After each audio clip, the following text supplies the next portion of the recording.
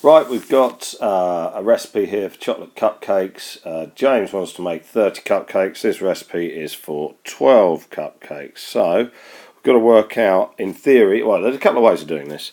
You could just say, well, hang on, it needs 30 cupcakes, so we want how much butter. So butter is 110. We could divide that by 12. That's how much butter you need for one cupcake, and then times that by 30. That's one way of doing it. Absolutely fine to do it that way. Or you could say, well, hang on.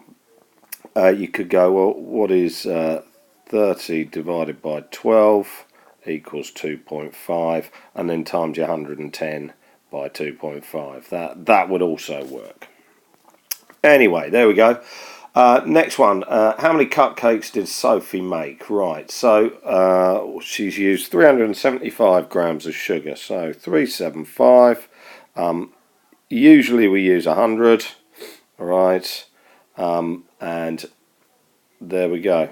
It's just 375 divided by 100. How many lots of 100 go into 375? That's, well, it's 3.75, isn't it? 3.75 times 12 will give you your answer of 45 cupcakes in total. Alright, so again, pretty straightforward. Work out, yeah.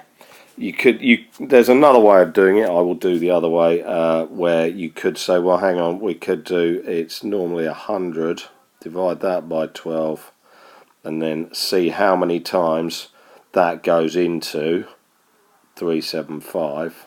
That's another way of doing it. Alright, but either way is fine. Okay, just show your workings.